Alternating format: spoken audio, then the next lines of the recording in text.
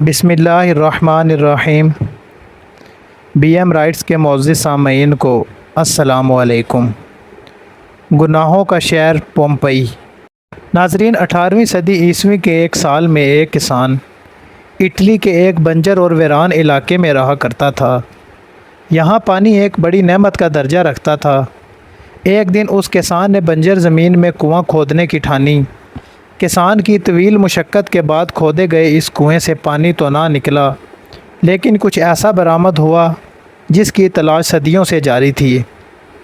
ایک گمشدہ شہر، اپنے دور کی شاندار بستیوں میں سے ایک۔ اس شہر کی تلاش ماہرین کو 2000 سالوں سے تھی۔ یہ شہر جس قدر حیرت انگیز ہے، اسی طرح اس کی کہانی بھی نہایت حیرت ناک ہے۔ یہ شہر تھا پومپئی۔ پومپئی ایک قدیم رومی شہر تھا جو موجودہ ملک اٹلی کے علاقے کمپانیا میں ناپولی کے نزدیک واقع تھا۔ یہ شہر 7ویں صدی قبل مسیح کے دوران آباد ہوا۔ مختلف ادوار میں مختلف قوموں کے زیر نگین رہنے کے بعد رومن امپائر کے تسلط میں آیا۔ پھر اس شہر نے ترقی کی ایسی منازل طے کی کہ یہ اس وقت کے دنیا کے عظیم ترین شہروں میں شمار ہونے لگا۔ پانی کے تالاب، کلب، بیکریاں، کشادہ سڑکیں، واٹر سپلائی کی اسکیم، لائبریری اور مکانوں کے پیچھے چھوٹے چھوٹے لان اور ان میں نصب فواروں نے اس شہر کو جنت بنا دیا تھا۔ یہ دنیا کا پہلا شہر تھا جس میں زیبرا کراسنگ شروع ہوئی تھی۔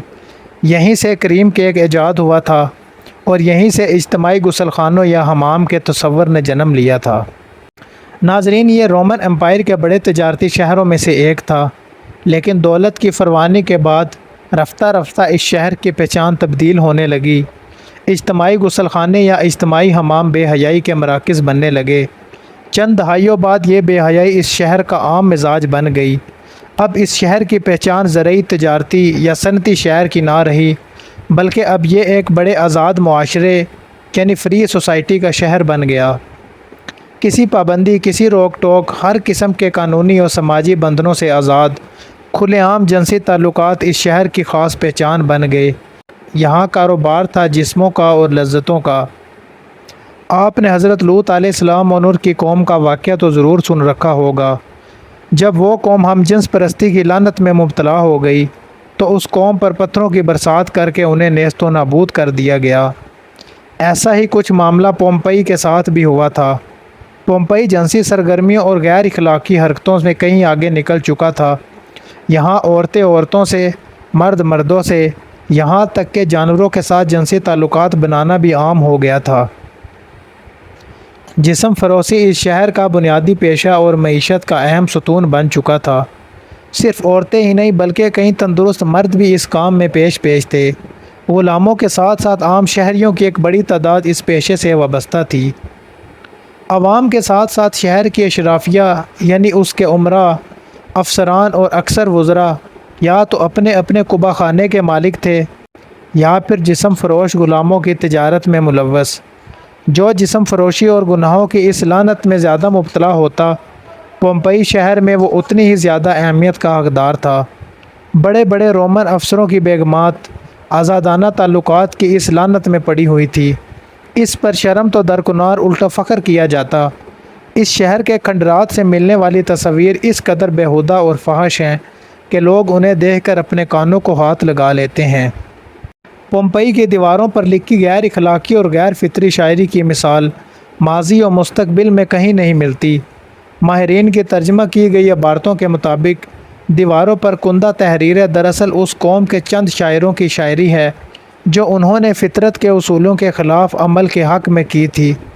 دیواروں پر تحریر اور دیگر فقرے بھی انتہائی شرمناک اور انسانیت سوز تھے، جن سے پومپئی کے باسیوں کی اخلاقی گراوٹ اور جنسی رجحان کی منفیت کا اندازہ ہوتا ہے۔ ناظرین، غرض یہ آزاد جنسی تعلقات کے ساتھ ساتھ مردوں اور عورتوں کے ہم جنس پرستی کی بدفعالیوں میں حیوانیت کی حدوں سے بھی گر چکے تھے۔ ایک آتش فشاں پہاڑ یعنی ماؤنٹ وسویس کے دہانے پر واقع ہونے کے باوجود یہ شہر ہر قسم کے خطروں سے بے نیاز اپنی رنگ رلیوں میں مصروف تھا۔ 79 عیسوی میں اس قصبے کے قریب واقع وسویس کا آتش فشاں پہاڑ سے لاوا پھوٹ پڑا۔ یہ آتش فشاں اس قدر شدت سے پھٹا کہ آسمان میں دور دور تک اس کی راکھ اور پتھر اڑنے لگے۔ کچھ ہی دیر میں لاکھوں ٹنوں وزنی دیکھتی راکھ پومپئی شہر میں آ گری۔ پومپئی شہر کے 20,000 افراد موقع پر ہلاک ہو گئے۔ 3 دن تک یہ آتش فشاں آگ اور لاوا اگلتا رہا اور اس شہر کو صفحہ ہستی سے مٹا دیا۔ اس دور کا انتہائی ترقی یافتہ یہ شہر 4 سے 6 میٹر یعنی 13 سے 20 فٹ راکھ کے نیچے دفن ہو گیا۔ لاوے کے ٹھنڈا ہونے کے بعد اس مقام کی تلاش تک ناممکن ہو گئی کہ جہاں یہ شہر آباد تھا۔ کئی صدیوں تک یہ علاقہ صرف اور صرف راکھ کا ایک ڈھیر تھا۔ 1748 عیسوی میں ایک دن یہ شہر حادثاتی طور پر دریافت ہو گیا۔ کھنڈرات کی کھدائی کے ماہرین نے دیکھا کہ اس کے تھیٹر، کھیل کے میدان، مارکیٹیں اور سوئمنگ پول جوں کی توں حالت میں موجود تھے۔ یہ عذاب اس شہر کے مکینوں پر اس وقت نازل ہوا کہ جب ان کی اکثریت گناہ آلود سرگرمیوں میں ملوث تھی۔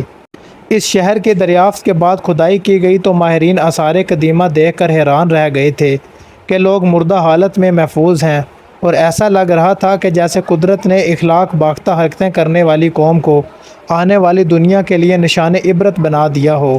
جو شخص جس حالت میں تھا اسی حالت میں رہ گیا۔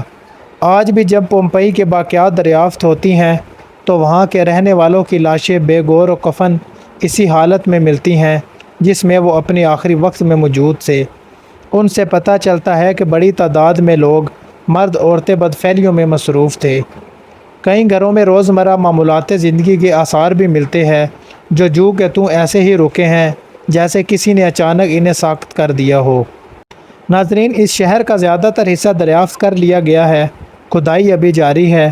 پومپئی کی پختہ سڑک پر چلتے ہوئے ہر گھر میں موجود کچن، باغات اور چشموں کو بآسانی دیکھا جا سکتا ہے۔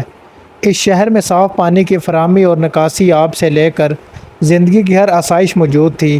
یہاں کے لوگوں کا شمار اس خطے کے امیر ترین لوگوں میں ہوا کرتا، لیکن افسوس کہ ان ناقدروں نے اپنے پروردگار کی نعمتوں کا انتہائی غلط استعمال کیا اور آئندہ آنے والی قوموں کے لیے ہمیشہ ہمیشہ کے لیے نشان عبرت میں تبدیل ہو گئے۔ اللہ تعالی ہم سب کو دین اسلام کو سمجھنے کی اور اس پر عمل کرنے کی توفیق عطا فرمائے، آمین۔